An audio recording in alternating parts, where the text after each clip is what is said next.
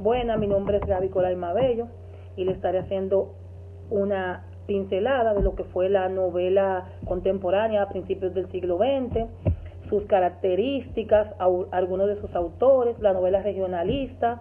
También estaré hablando del criollismo, de lo que fue la novela revolucionaria. Estaré también hablándoles de algunos autores, especialmente de Martín Luis Guzmán, uno de los representantes, de los máximos representantes de la novela revolucionaria mexicana, y estaré hablando de su obra El Águila y la Serpiente. Para comenzar, vamos a empezar a hablar de la novela contemporánea, que fue uno de los estilos que surgió a partir de la Segunda Guerra Mundial en el 1939, como consecuencia de lo que fue los cambios políticos, los movimientos sociales, la crisis económica. En este tipo de género fue una vía de escape ante una realidad tan opresiva e incierta. Algunos autores utilizaron este medio para poder expresar sus sentimientos, dígase lo que ellos sentían. Utilizaron un escenario de la era actual y moderna, por lo que suele incluir novelas de ciencia ficción. Luego de los horrores de la guerra, las personas sentían que Dios ya no existía.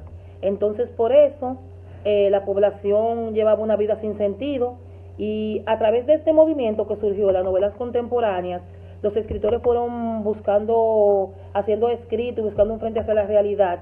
Entonces, el ser humano comenzó a preguntarse cuál era su subjetividad, y la novela fue una de las formas de ellos poder reflejar esos sentimientos y todo lo que sentían en su interior a través de sus voces y enfoques diferentes de lo que escribían.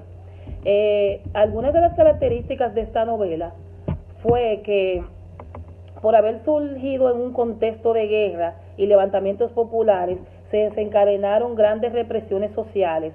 Utilizaron el cuestionamiento, porque era el uso de la razón únicamente de una manera de explicar el mundo, y el individualismo, ha llegado a una nueva era social industrializada. Utilizaron teorías individualistas y subjetivas para comprender lo que la ciencia no podía explicar en sus escritos.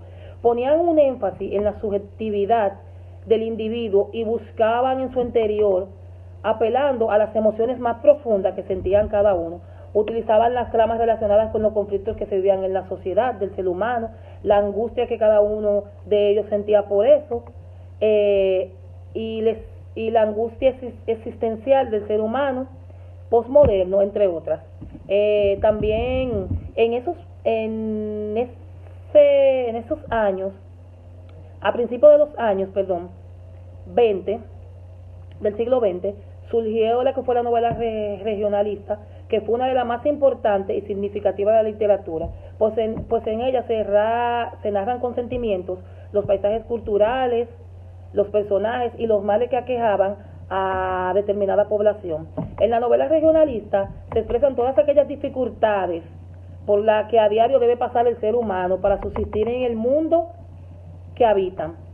Un ejemplo de esto es la corrupción social, entre otras. Una muestra clara de este tipo de novela fue la novela venezolana, que todavía en este entonces sigue siendo muy importante, que es La llamada Doña Bárbara, porque en esa novela se expresan todos los males que aquejan a la sociedad venezolana.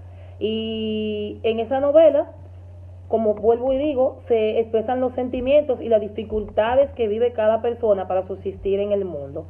Dentro de ese movimiento tenemos lo que fue a Rómulo Ángel, a José Eustacio y Martín Luis Guzmán, que pertenecen a la literatura contemporánea a principios del siglo XX.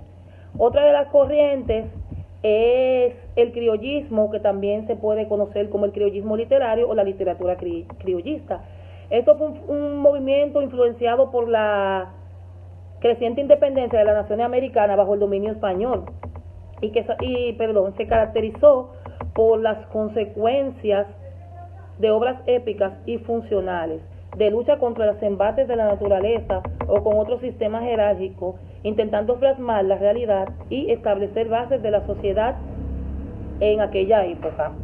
Otras de las corrientes que aparecen en este movimiento es la novela revolucionaria, que se entiende como el conjunto de obras narrativas de una extensión en un simple cuento largo, inspiradas en las acciones militares y populares en los cambios políticos que trajo consigo diversos movimientos pacíficos y violentos de la revolución de Antonio Castro. Esta literatura surge al movimiento armado que se inicia en el 1910, cuando Francisco Madero se levanta en contra del régimen del dictador Porfirio Díaz y está inspirada en sus acciones militares, en las movilizaciones populares y los cambios políticos y sociales que cronológicamente terminaron en 1920 con la caída y muerte del presidente Carranza. Esta revolución proporciona a México el primer motivo novelesco que trascendiera a las fronteras del país. Lo peculiar de esta novela es que la interpretación es sobria y realista de acontecimientos sumamente dramáticos y supone que este género novelesco se desató una forma auténtica al margen de las modas extranjeras y su raíz es indigenista. La mayor parte de estas obras fueron escritas por quienes participaron en este movimiento armado y se publicaron entre 1928 y 1940.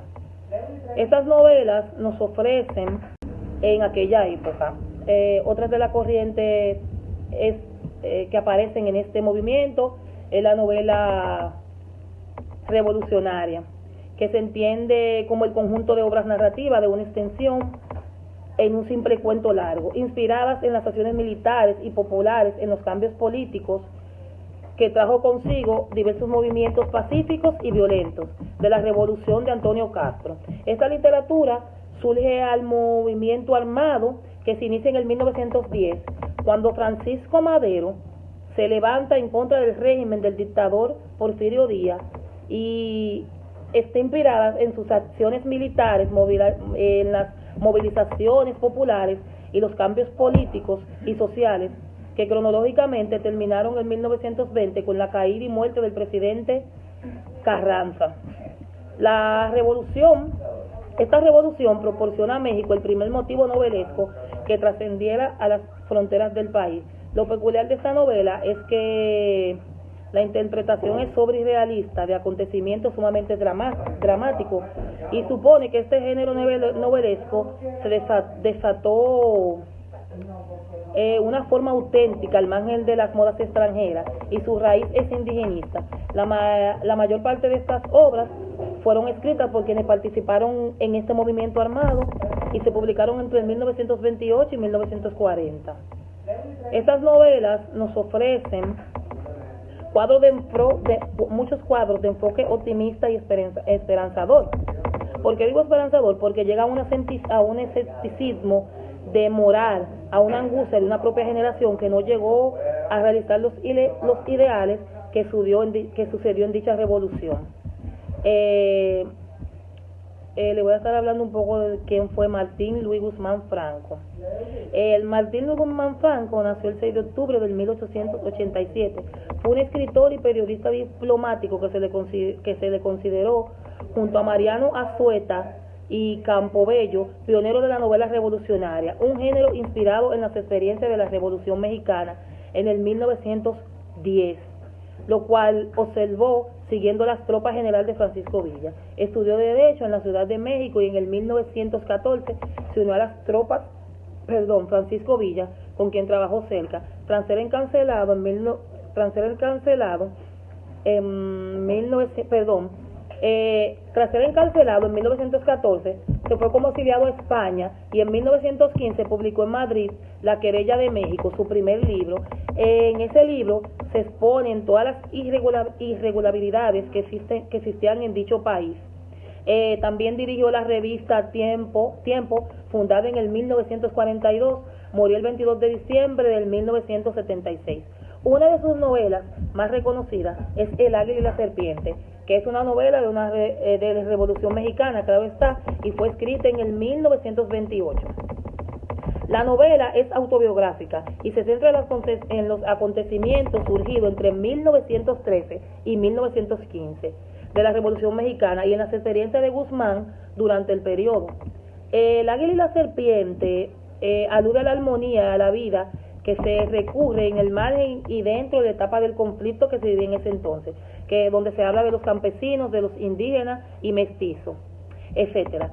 En la época de que Villa aportaba para recuperar las tierras propias e identidad cultural de dicho país que habían sido apropiadas por tropas. Guzmán hace una asociación entre la valentía y la barbarie que muestra un papel más sentimental y positivista. Por eso Guzmán tiene afecto a exaltar los esfuerzos de su tierra y la brutalidad. Desde ese sentido viene una recepción positiva y pesimista a la vez. Es necesario reconocer que en esta época la narración no se limita solo a describir lo que fue la Ciudad de México, sino también otras ciudades como Veracruz, Culiacán y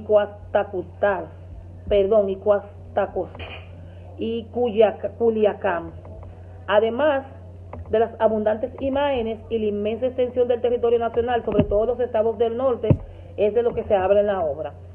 Sin embargo, la descripción hace que el Valle de México y la ciudad asentada revivan tal importancia, y que en toda la literatura mexicana no hay un libro que tenga más datos sobre la biografía mexicana en la literatura que ese libro del Águila y la Serpiente de Francisco. La calidad literaria en su entorno geográfico renace sobre el poder que juega el destino del movimiento revolucionario con el país entero. Esta obra sigue siendo una de las más importantes a nivel mundial y especialmente en México. Gracias.